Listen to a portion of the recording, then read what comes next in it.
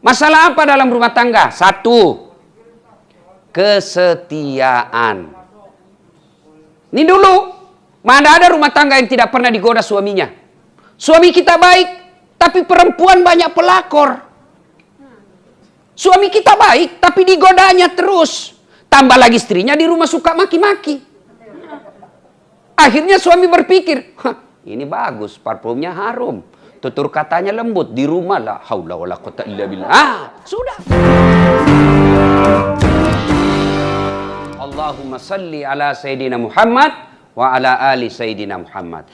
Ibu bapak, saudara-saudara sekalian, teristimewa yang saya hormati, yang saya cintai, kakanda saya, Bapak Haji Halim beserta istri dan keluarga besar yang insya Allah dimuliakan dan dirahmati oleh Allah Subhanahu wa Ta'ala. Ini nasihat buat calon pengantin, pengantin baru, baik yang baru akad nikah besok maupun yang baru dua anaknya. Semua ini kita pengantin baru, ya. Satu, Adinda siapa tadi namanya saya lupa. Fania. Adinda Fania, satu, percayalah tidak ada rumah tangga yang tidak ada masalahnya. Itu dulu. Bohong ini kalau dia bilang tidak ada masalahnya dalam rumah tangganya. Bohong. Mana ada rumah tangga tidak ada masalahnya? Ustadz, banyak juga masalahnya itu Ustadz. Apa masalahnya? Banyak janda-janda pura-pura curhat. Ustadz, saya ada masalah Ustadz. Mohon bimbingan saya cari imam. Semua ada masalah. Jangankan saya, Nabi, manusia mulia, namanya selalu digandengkan nama Allah. Coba, Allah pasti ada di sampingnya Muhammad. Dua kalimat syahadat, ada namanya Muhammad di dalam. Apa tidak ada masalah dalam rumah tangganya? Subhanallah. Pernah difitnah Aisyah selingkuh.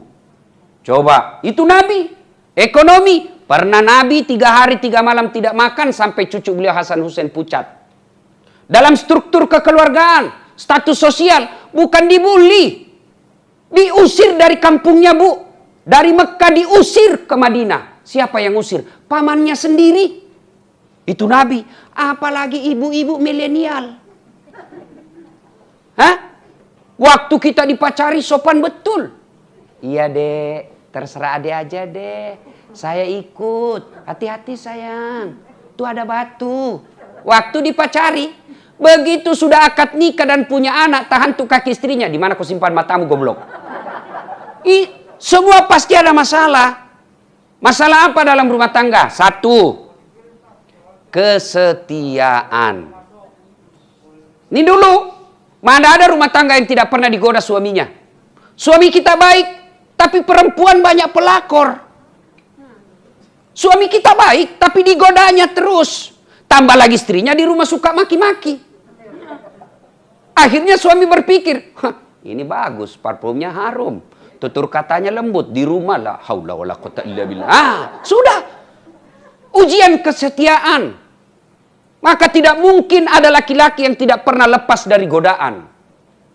Kesetiaan pasti ada. Itulah sebabnya kenapa Islam menghalalkan poligami. Kenapa? Karena laki-laki fitrahnya suka tergoda dengan syahwatnya. Daripada kalian tergoda dan berselingkuh, yuk nikah deh. Kasih jatah 4 kali. Dengan catatan mampu. Bukan cuma mampu seperti ekonominya Pak Halim. Enggak. Tapi apa? Mampu dipermalukan. Mampu dipecat. Mampu dibully. Mampu dimusuhi anak. Itu semua mampu. Kalau soal uang, orang kaya mampu. Tapi belum tentu mampu bersikap adil. Satu, masalah kesetiaan. Jangan salahkan suami yang tidak setia. Salahkan juga dirimu, kok bisa suamimu selingkuh. Bisa jadi tutur katanya istri kasar. Bisa jadi istri cantik kalau pergi pengantin. Arisan keluar semua bajunya yang jutaan. Giliran mau tidur sama suaminya. La haula wala quwata illa billah. Tidak sikat gigi. Pulang suami. Ada itu yang bedak, itu yang melengket semua di wajah. Dikasih timun. Nonton naik kakinya di atas kursi. Dia buka ketiknya sambil menguap. Bagaimana suami tidak selingkuh? Maka kalau ibu-ibu tidak mau suami selingkuh, maka tolong jaga suamimu dengan baik. Nggak mungkin orang lain yang jaga suami kita. Lalu siapa yang jaga suami kita? Ya istrinya dong. Gimana cara menjaganya? Bukan disita HP-nya. Bukan ditelepon setiap 5 menit. Video call, di mana kau Pak? Kau siksa namanya suamimu. Lalu bagaimana cara menjaganya? Komunikasi dengan tetap memuliakan dia. Jam 8 telepon, Pak, gimana kabar? Jangan lupa sholat duha. Jangan Pak, kamu lagi pasti sama sekretarismu. Apa ndak jengkel? Yuk dicarikan nafkah, kau curigai terus. Dibelikan kau pembeli cincin, kau curigai terus. Bagaimana istri, suami ndak jengkel? Coba diingatkan, Pak, sholat duha. Rezeki itu bukan kantor yang menentukan. Tapi Allah, jangan lupa sholat duha. Apa ndak nyaman perasaan kita sebagai suami? Jam 10 video call. Tapi video callnya apa? Pak, saya lagi baca Yasin. Nyaman kan? Begitu mau maghrib lagi, dia video call lagi suaminya. Tapi apa? Video call dengan cucunya lagi ngaji. Demi Allah, perempuan manapun goda suaminya tidak tergoda. Kenapa? Istrinya di rumah meskipun sudah mati baterainya, tapi akhlaknya mulia. Iya Bu? Benar? Hah? Gimana kita tidak tersiksa? 1 jam keluar ditanya, di mana kau? Di mana kau? Di kantor. Bohong! Memangnya suamimu jajahan? Jangan ketawa, saya serius ini. Hah? Gaspol memang. Maka ibu, kan ini di gaspol karena ibu-ibu yang banyak. Coba kalau laki-laki yang banyak, lakinya segas. Maka ibu keliru, ndak bawa suami. 1, kesetiaan. Jadi jangan menuntut suami setia, lalu ibu tidak pandai menjaga suami.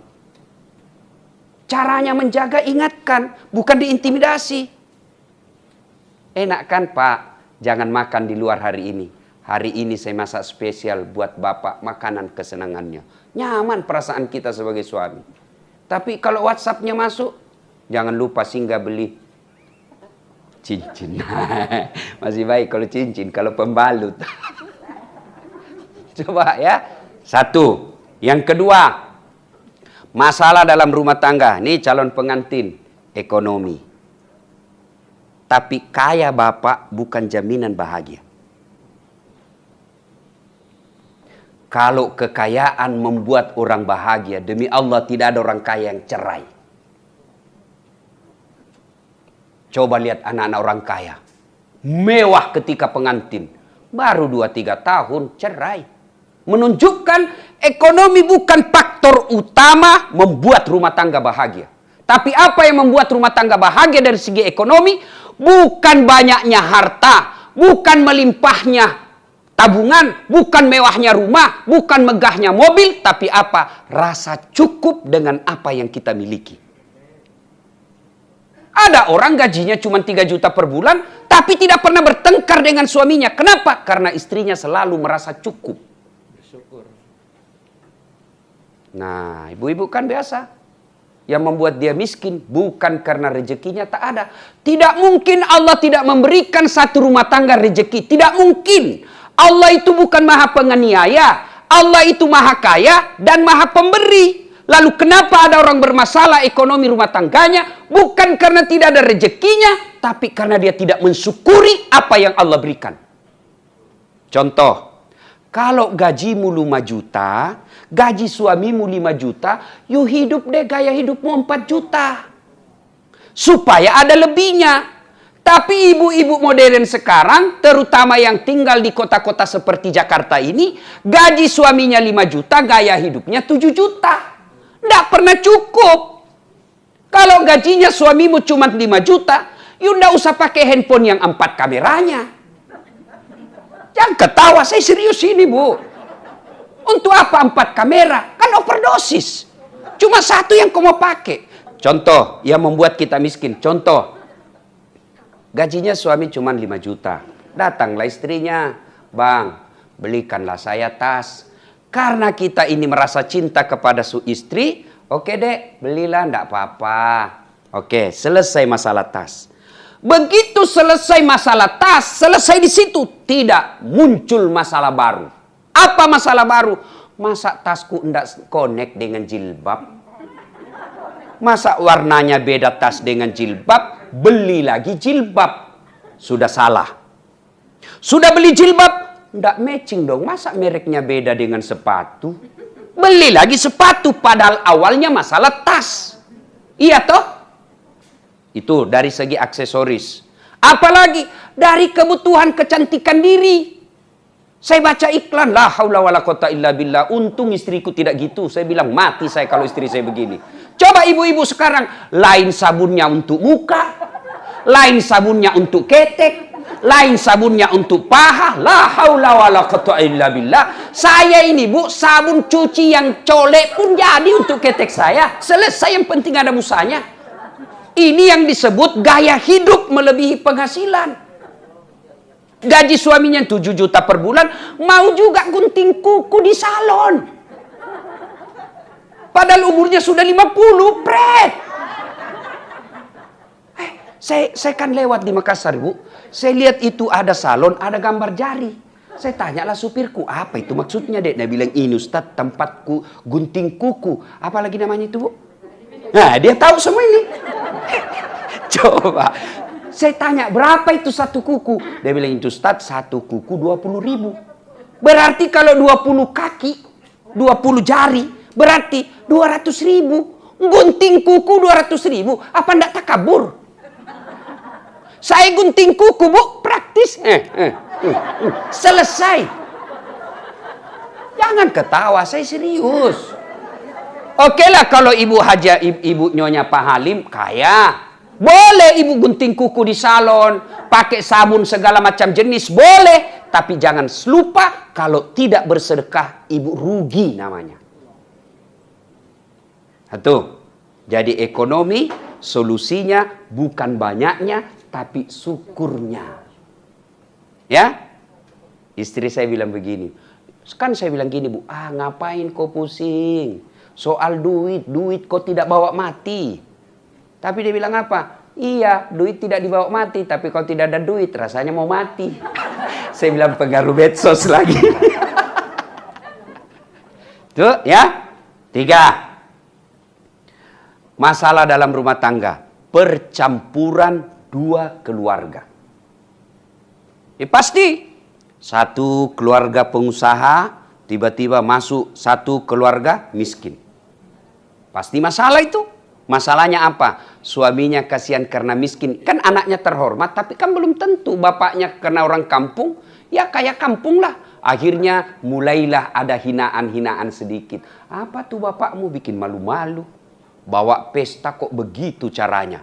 Mulai masalah. Iya kan? Apalagi kesenjangan ekonomi. Percampuran 2 keluarga. Begitu kita bertengkar, mulai masuk curhat dan lain sebagainya. Maka apa solusinya? Banyak sebenarnya masalah dalam rumah tangga, tapi waktu terbatas. Nah sekarang apa solusinya?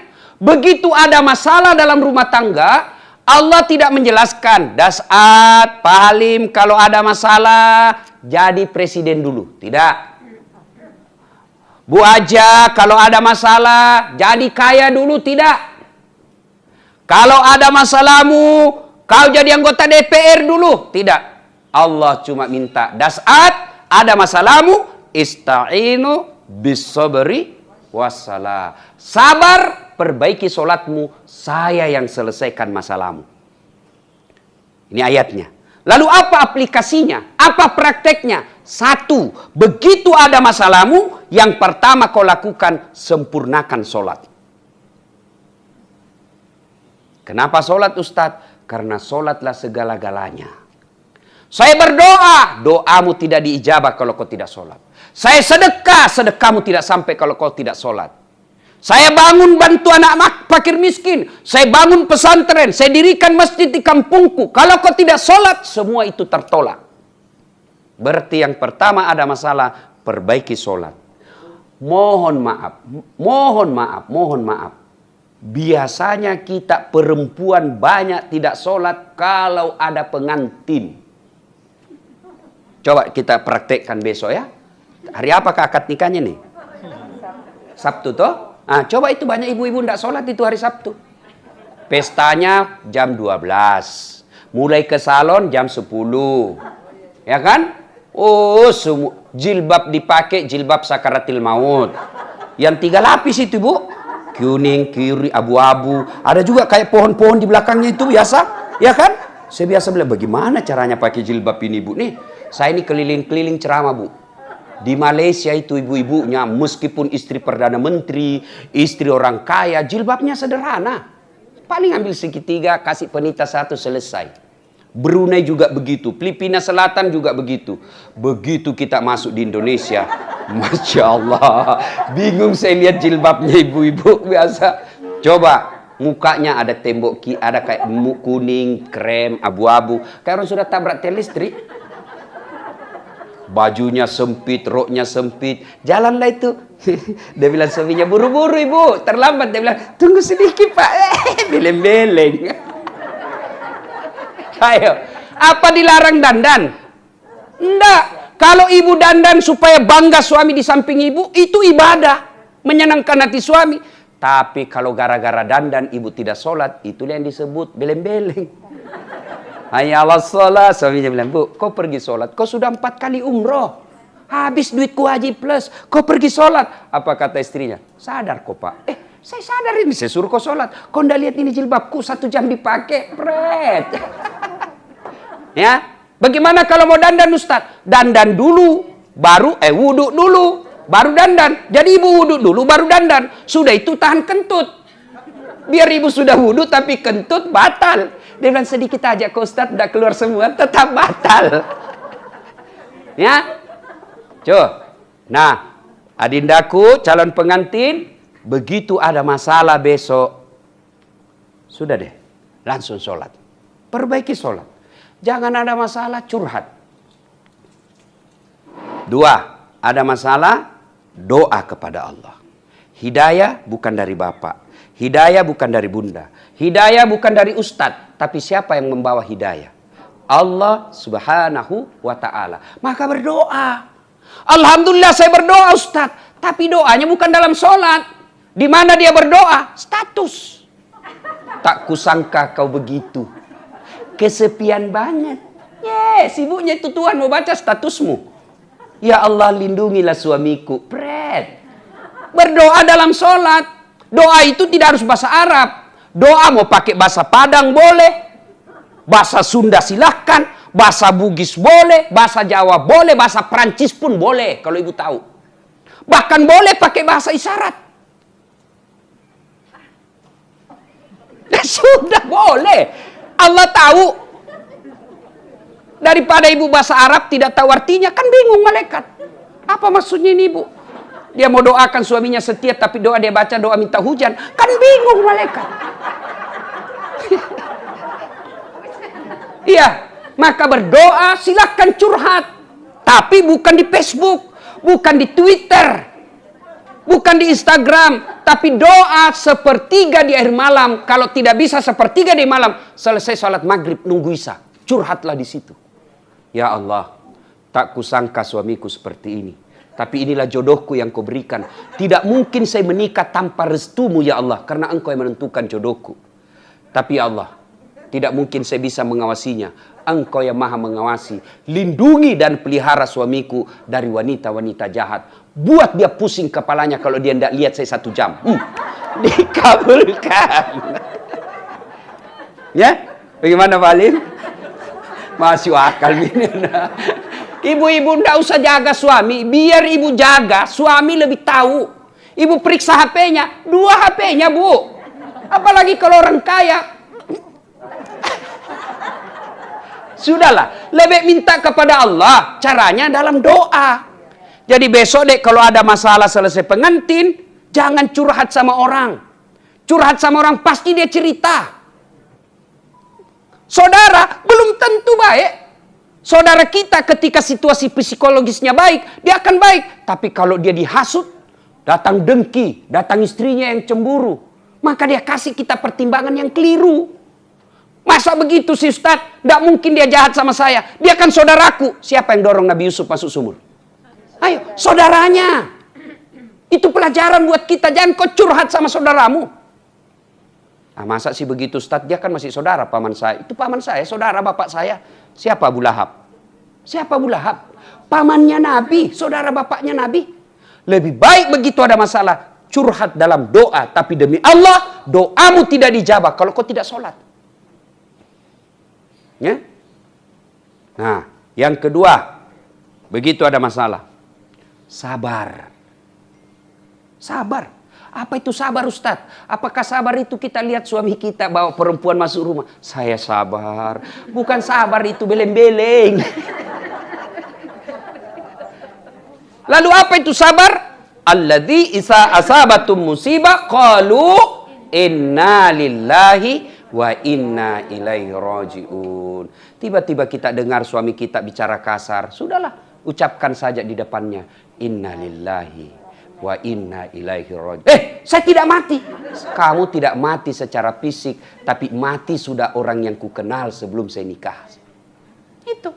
Maksudnya apa? Kok bisa begitu ya bang? Dulu waktu kau belum nikah saya baik betul. Maka saya ucapkan innalillah karena orang yang saya temukan sebelum menikah ternyata hilang sifatnya, fisiknya masih ada. Hah? Satu ya, yang berikutnya. Sabar. Yang berikutnya, cara menghadapi masalah. Birrul walidain. Benar sekali Bunda. Ibu Halim tadi katakan. Ridallah fi ridal walidain. Suktillah fi suktil walidain. Dengar ini ibu-ibu. Dengar ini. Ibu pernah kan ucapkan begini. Pilih. Mamamu atau saya istrimu. Mamamu atau istrimu. Pernah ibu bilang gitu toh? Pernah? Pencitraan lagi nih ibu-ibu. Ya kan kita ini suami sering sekali bilang gitu. Kau pilih mamamu atau saya istrimu, pret. Mana bisa dipilih itu? Dengar ini bu. Tidak mungkin suami pilih istri dengan ibunya. Sama-sama penting. Tolong jawab dengan jujur ibu. Tolong jawab dengan jujur. Siapa yang mengandung suami? Siapa? Siapa? Ibunya. Siapa yang lahirkan? Ibunya. Siapa yang ngajari halal haram? Ibunya. Siapa yang suapi ketika kecil belajar makan? Siapa? Ibunya. Siapa yang ngajari jalan? Ibunya. Siapa yang dibelikan rumah? Suamimu. Istrinya. Ayo. Nah, siapa? Siapa yang terima gajinya suami tiap bulan? Penghasilan suami siapa? Apa dia kasih ibunya? Sisa-sisa dia kasih ibunya. Siapa dulu? Istrinya. Maka demi Allah ibu, jangan kau buat suamimu berdosa kepada ibunya karena kamu.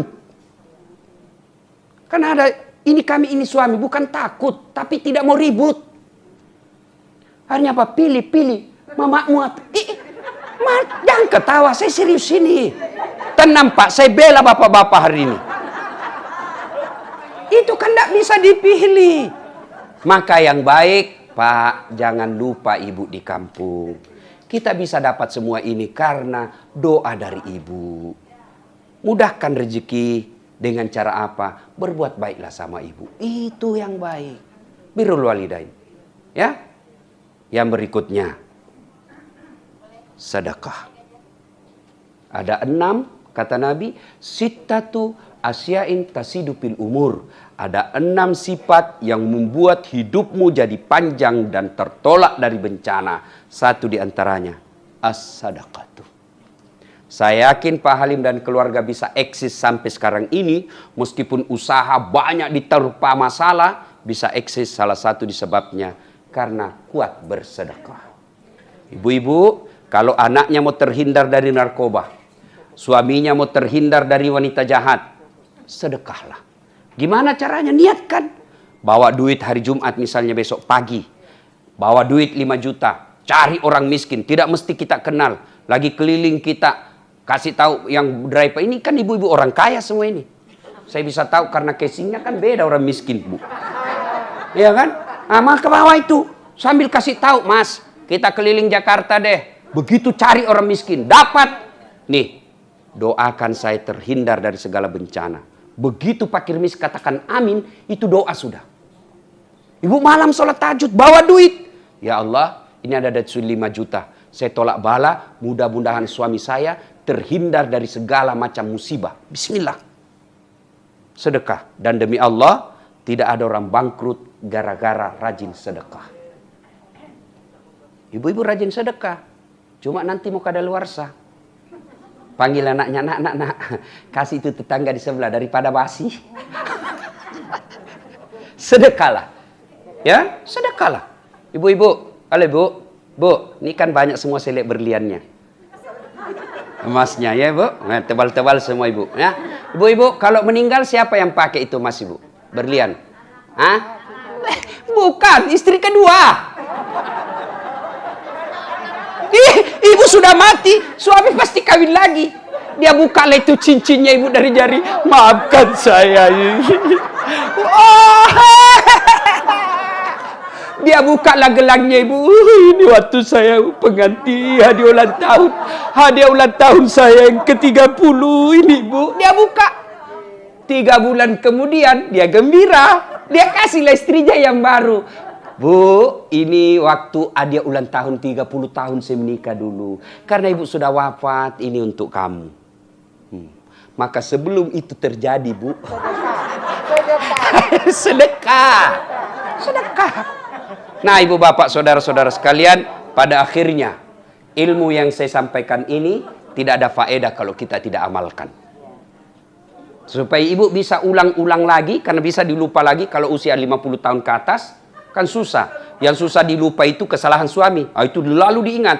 Tapi kalau dakwah seperti ini sampai di rumah sudah mulai dilupa. Bagaimana caranya supaya diingat kembali? Nonton saja nanti di YouTube saya. Ada di YouTube saya nanti gambarnya bagus, suaranya jernih. Carilah channel Das'ad Latif.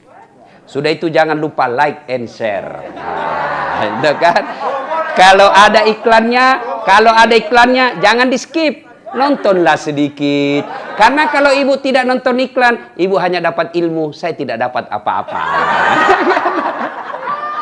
Dan alhamdulillah Ibu, kalau Ibu nonton dan nonton iklannya sedikit, bukan untuk saya. Tapi saya punya cita-cita besar di Makassar, ingin membuat markas, sekarang sudah jalan, markas kader ulama. Saya ingin melahirkan ulama-ulama, pendakwa-pendakwa yang tidak memaki, yang tidak menghasut, yang tidak mempecah belah. Itu caranya kita didik. Maka saya akan membuat markas kader ulama Islam yang rahmatan lil alamin.